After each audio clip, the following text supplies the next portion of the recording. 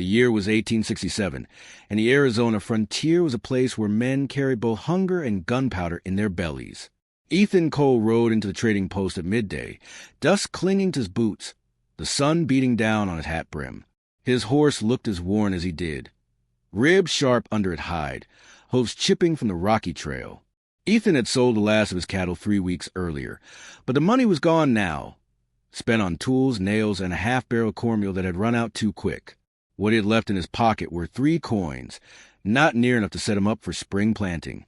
He tied his horse to the hitching rail and stepped inside. The air was thick with smoke and sweat. Men leaned against the bar, muttering about raids, prices. The army, a gambler in a velvet coat, dealt cards to 2 miners. In the corner, a group of soldiers eyed the door like they expected trouble, and trouble had walked in already. Ethan froze halfway across the floor. By the far wall, framed in shafts of dusty light, stood an Apache woman. She was taller than most women he had known, her posture proud, her gaze sharp as flint. She wore a buckskin dress adorned with beads, her black hair braided with raven feathers. At her side stood 4 warriors, each armed, each silent. The room seemed to breathe differently around them. Men shifted, whispering, hands inching toward their belts. But Ethan saw none of that. His eyes locked on the silver necklace that rested against her collarbone. A single turquoise stone sat in its center. His heart stopped, then hammered in his chest like a hammer on iron. That necklace! He knew every curve of its chain, every dent in the silver. His mother's hands had fastened it around her neck when she sang him to sleep as a boy.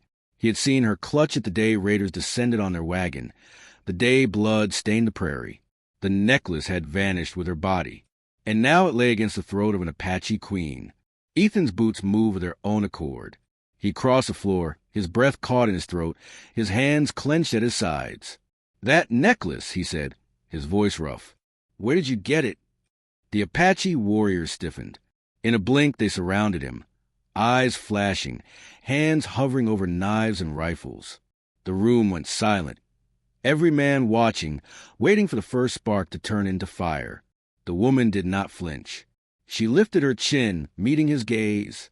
Her voice was calm, deep measured. "This necklace was given to me. It is mine." "It was my mother's," Ethan growled, his voice breaking with the force of old grief. "It belongs to me." The warriors hissed in their tongue, one spitting at Ethan's boots. A soldier by the door muttered, "White fool's about to get himself scalped." But the woman raised her hand, and the warriors obeyed. She studied Ethan with eyes that did not waver. For the briefest flicker, something recognition passed across her face. Then it was gone. "You are mistaken, rancher," she said. "The dead give their gifts to the living. That is all." Before Ethan could speak again, the door burst open. 3 cowhands stumbled in drunk, faces red from whiskey and heat. One pointed at the Apaches and barked, "Ain't safe with savages in here." Who let the coyotes drink alongside men? The air snapped tight as a whip. The soldiers straightened. The gambler folded his cards. Ethan stepped back, heart pounding. The lead cowhand swaggered forward, sneering at Nakia. "What's this? A squaw dressed like a queen, wearing white folk silver." He reached out, fingers clawing for the necklace. Steel flashed before he touched her. One Apache warrior drew his knife, blade catching the lamplight. The cowhand staggered back, hand on his pistol. "You'll bleed for that, Injun." The first shot cracked. No one knew who fired it. Smoke filled the room, and chaos exploded. Men dove for cover. Glass shattered. Bullets ripped through wood. Ethan dropped low, drawing his Colt, the roar of gunfire slamming against his skull. The cowhands were shooting wild. Soldiers returning fire, everyone tangled in smoke and shouting. One miner screamed as a bullet caught his leg. Another man fell against the bar, clutching his chest. Ethan found himself shoulder to shoulder with the Apache Queen. She fired a rifle with steady precision, eyes never blinking. One of her warriors went down beside her, blood soaking his buckskin shirt. Another dragged him out of line of fire. A soldier burst through the smoke, rifle raised, aiming straight at her. Ethan didn't think. He fired. The man spun and dropped, rifle clattering to the floor. Nakia's gaze snapped to him. For the first time, he saw a surprise flicker in her eyes. Then she turned and shot another cowhand clean through the shoulder.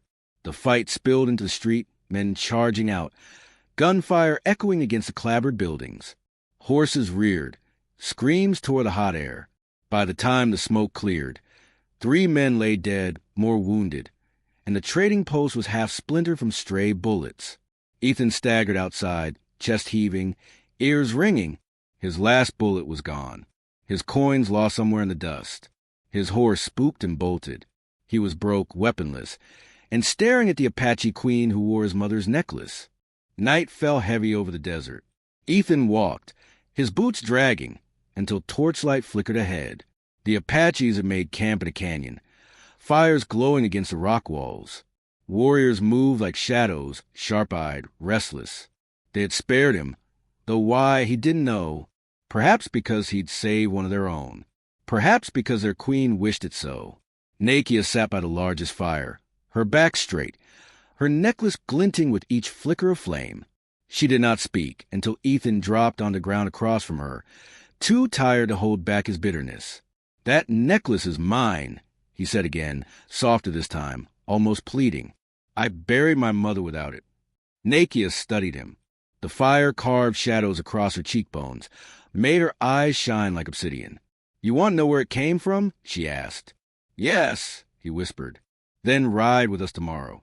But know this, rancher, truth is a knife. Once you touch it, it cuts." The fire popped, sparks rising into the night. The warriors muttered in their tongue. Somewhere in the dark, coyotes howled. Ethan clenched his fists. He had no horse, no money, no future to ride back to.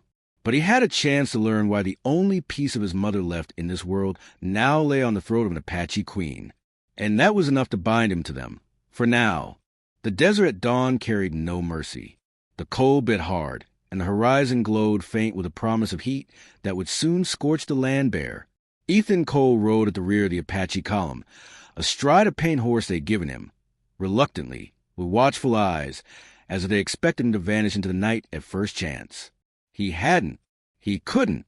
His boots were torn, his stomach hollow, his pride thin as smoke. But the sight of that necklace against Nakia's throat burned his mind, like a branding iron. The Apache Queen rode ahead, her posture straight, braids swaying against her shoulders, the turquoise stone catching the rising sun. She hadn't looked back at him once. Her warriors did, often, sharp-eyed, distrustful, muttering words he couldn't catch but didn't need to. He knew what they thought, that he was a stray dog trailing their heels, good for nothing but trouble. Ethan shifted in the saddle, his body aching. He was no stranger to hard rides.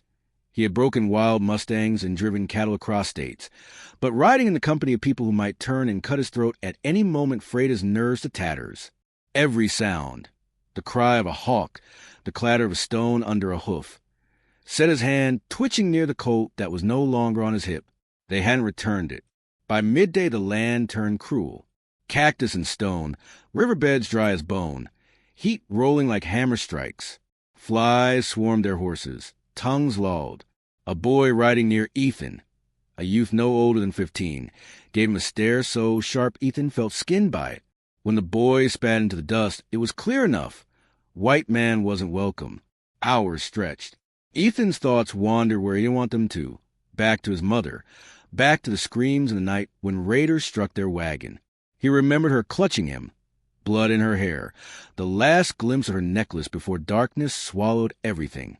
His jaw locked, and he stared at Nakia's back with a mixture of hatred and need.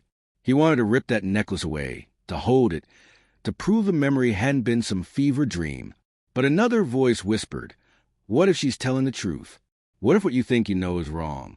Near sundown, they halted by a trickle of river hidden in the rocks. Horses drank greedily. The Apaches moved with quiet efficiency, making fires, setting watchers on the ridges. Ethan knelt a cup of water in his hands, and as he drank, Nakia's voice cut through the rush of the stream. "You follow for answers," she said, standing over him. Her shadow fell long across the stones. "But answers are not given freely. You must endure the road, endure the dangers. Then you may learn. He wiped water from his chin and met her eyes. "I'll endure, whatever it takes." Her gaze held him for a long moment, unreadable. Then she turned away, calling orders in her tongue. That night, as coyotes yipped in the distance, Ethan lay awake under the stars, listening to the low murmur of the Apache camp. He was alone, even in the crowd, but for the first time since seeing the necklace, he felt a thin thread of hope, though it was tangled deep in mistrust. The next days tested him. Bandits struck at dawn 2 mornings later. Ragged men with Mexican spurs and stolen rifles, desperate enough to kill for a sack of beans. They came screaming from the rocks, gunfire shattering the air. Ethan's heart jolted into his throat.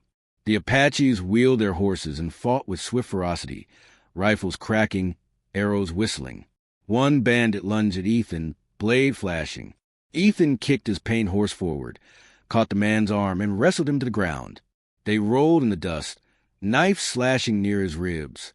Ethan slammed a rock into the man's temple until the body went still. He staggered up, blood on his hands, chest heaving. When he looked up, Nakia was watching. She gave no praise, no smile, but her eyes softened just slightly. Her warriors saw too. Some scowled, some nodded. A line had shifted. Later, as they crossed a swollen river, the current nearly tore them apart. Horses reared. Packs tumbled into the flood. Ethan's mount slipped, legs thrashing, and he was thrown headlong into the water. The current dragged him under, lungs burning. When he surfaced, choking, he saw Nakia's horse floundering, too, its rider struggling to keep her balance. Without thought, Ethan lunged through the waves, grabbing her arm, dragging her toward the shallows. They collapsed together on the bank, gasping.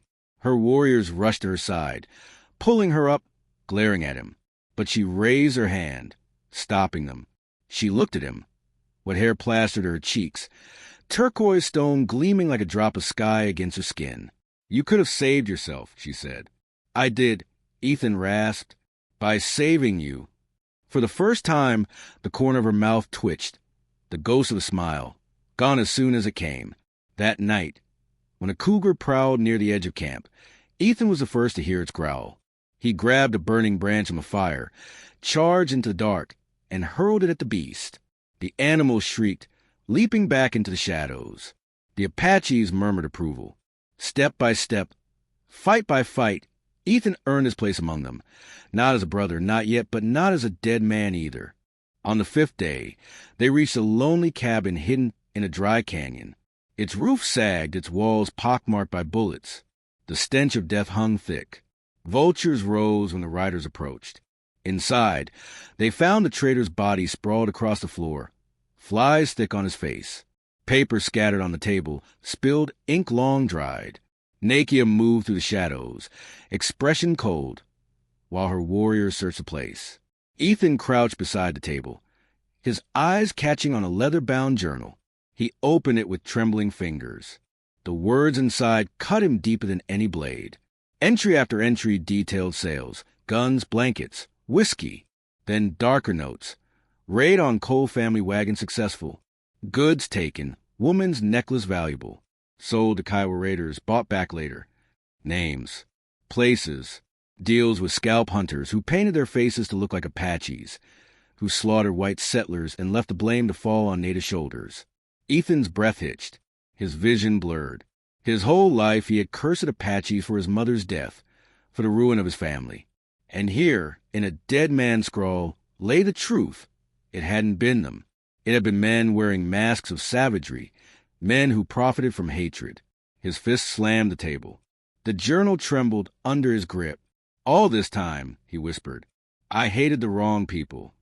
Nakia stood across from him, her face unreadable, but her eyes held something like understanding. "Hatred blinds," she said quietly.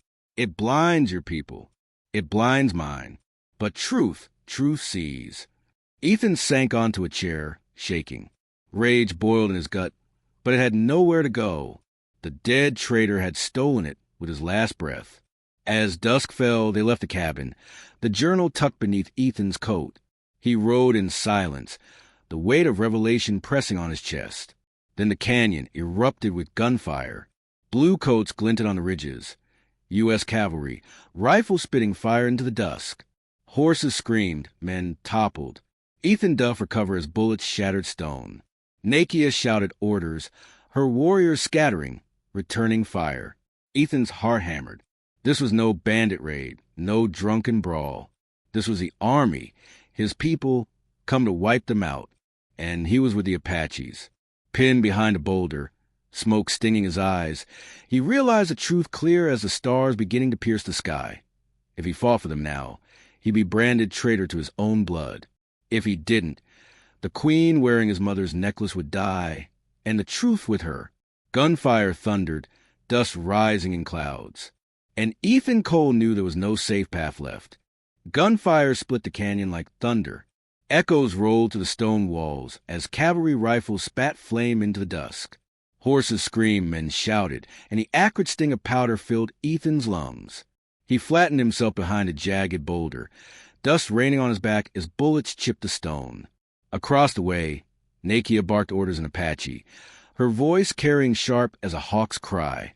Her warriors scattered, darting between rocks, firing back with precision. They knew this land better than any cavalryman. Yet sheer numbers threatened to crush them. Bluecoats lined the ridges above, rifles steady, cutting off every escape. Ethan's blood hammered at his ears. He had no rifle, only the pistol they'd tossed him after the river fight. 6 rounds, half spent already. Every shot had to count. He raised, fired at a soldier perched high, and watched the man tumble backward out of sight. Shouts rose from below. The cavalry was pushing down the slope, bayonets gleaming, boots drumming like war drums. Dust clouds rose with them, swallowing the canyon in a choking haze. Nakia slid behind the rock beside Ethan, her face streaked with sweat, her braid half undone. She pressed her rifle to her shoulder, fired, then ducked as a bullet screamed past. For a heartbeat they locked eyes. The turquoise stone on her necklace trembled with her breath. "You still wish to follow us, rancher?" she shouted over the roar. "I didn't come this far to crawl back now," he answered. A soldier dropped into the canyon mouth, bayonet leveled. Ethan swung, fired. The man pitched forward. He kicked the body aside and sucked in dust-choked air. But then a crack of rifle from above. Too fast, too close. Pain seared his shoulder, burning white-hot. He stumbled back against the rock, teeth clenched to stifle the cry. Blood soaked through his shirt, warm and sticky. Nakia grabbed his arm, hauling him upright. "Do not fall here," she snapped. Her strength was iron. For a woman half his size, she bore him like a warrior carrying her kin. The fight surged. The Apaches drew the cavalry deeper into the canyon, cutting lines of sight, striking fast, vanishing, striking again. Ethan followed Nakia, half-dazed with pain but unwilling to falter. He fired when he could, ducked when he must, clung to the fire in her voice. Still, the tide turned. More soldiers poured in, the crack of their rifles rattling the stone. The Apaches bled, men dropping in silence, teeth clenched against agony. And when at last Ethan's pistol clicked empty, the pit of his stomach twisted with cold certainty. They could not win here. A whistle pierced the chaos. Nakia signaled retreat, her hand raised high. Warriors broke away, dragging the wounded, vanishing into shadowy side canyons. Ethan stumbled after, clutching his shoulder. But the cavalry was quick, relentless. A hand clamped his collar, yanking him off his feet. A soldier slammed him to the ground, boot grinding his ribs. "Got one," the man shouted. Rough hands seized him, dragging him through the dust. Nakia turned once, eyes blazing. Then she was gone into the smoke and stone, her warriors covering her escape. They bound Ethan's wrists, shoved him into the dirt, and marched him toward the ridge. The sky above was blackening now, stars winking through smoke. The cavalry captain, a hard-faced man with iron-gray whiskers, studied Ethan with suspicion. "Found you fighting with them," the captain said flatly. "You're no better than a redskin. You'll swing for this." Ethan spat blood into the dust. "They didn't kill my family. Men like you did." The captain's eyes narrowed. He didn't ask for proof. He didn't need to. Hatred was enough. By nightfall they had him chained to a wagon wheel, wrists raw, shoulder throbbing. Soldiers drank and laughed around the campfire, boasting of the day's kills. Ethan sat in the shadows, every breath a struggle, his mind circling like a trapped wolf. Tomorrow they'd hang him. Tomorrow his truth would die with him. The necklace, his mother's memory, Nakia's fierce eyes, they flared in his thoughts like sparks. He couldn't let them be snuffed out. Near midnight, the camp grew still. Only the watchfire cracked. Ethan closed his eyes, breath shallow. Then a whistle cut the dark. Low, sharp, familiar. Shadows burst from the rocks. Arrows hissed, knives flashed, throats opened in silence. The guards fell without a cry. Nakia herself slipped into the glow of the fire, rifle slung across her back, hair wild, eyes burning. She crouched before Ethan, blade flashing as she cut his chains. "You are stubborn," she murmured. He staggered to his feet, wrists bleeding. "So are you." They ran, slipping into the night as flames erupted behind them. The Apaches vanished into the dark with ghostly precision. By the time the cavalry stirred, only ashes marked where their prisoner had been. And Ethan Cole, once a poor rancher with nothing left but anger, now ran with the queen of the Apaches, the turquoise stone flickering in the moonlight beside him. The night gave little rest. By dawn, Ethan stood on the edge of Nakia's village, a ring of lodges nestled in the fold of a valley. Smoke from cooking fires curled into the pale light. Children played near the river. Women worked hides. Elders tended horses. It was a world he'd never seen so close, so human, so fragile. For a fleeting moment, he wondered if peace would hold here, if truth could ever matter more than blood. Then the first cannon blast shattered the air. The cavalry came at dawn, banners whipping, sabers gleaming, rifles lined in deadly rows. Their boots trampled the grass. Their war cries split the morning calm. Panic rippled through the village. Mothers clutched children. Elders shouted. Men seized weapons. Nakia stood tall at the center, her voice carrying over the chaos. She called her warriors to arms, ordered the women to safety, the children to the caves. Ethan's heart lurched. He knew what cavalry steel did to villages. They left nothing but ash. He grabbed a fallen rifle, checked its load, and moved to her side. "If they want blood," he said through clenched teeth, "they'll have to walk through mine first." She glanced at him, just a glance, but something in her eyes answered. The battle came swift. Cavalry rifles cracked, bullets tearing through hides and poles. Lodges caught fire, flames devouring painted designs. Smoke filled the valley, choking, blinding. The Apaches struck back with arrows and lead, fighting from shadows, darting between burning shelters. Ethan fired until his shoulder screamed, then swung the rifle like a club. He dragged a wounded boy behind cover, shoved a rifle into another's hands, shouted for them to stand firm. Every heartbeat was a hammer strike, every breath a gamble. Nakia fought like a storm. Her braid whipped. Her voice never faltered. Her rifle cracked again and again. She moved through smoke with grace and fury, a queen defending not a throne but a people. The cavalry surged, pressing hard, sabers cutting, bayonets thrusting. Ethan met them in the open, slamming one soldier with his rifle, but grappling another in the dust. Steel kissed his skin, blood hot on his cheek. He fought like a man who had nothing left to lose but everything to prove. And then the captain came, iron-gray whiskers, eyes hard as stone. He raised his saber high, aiming straight for Nakia. Ethan threw himself forward. The blade slashed his side, burning deep, but his hands locked on the captain's arm. They wrestled in the dust, teeth bared, breath ragged. The saber clattered away. The captain drew a pistol, but Ethan wrenched his wrist, forcing the barrel aside. The shot went wide. With a roar, Ethan slammed the man into the dirt and brought the rifle but down. Once, twice. The captain went still.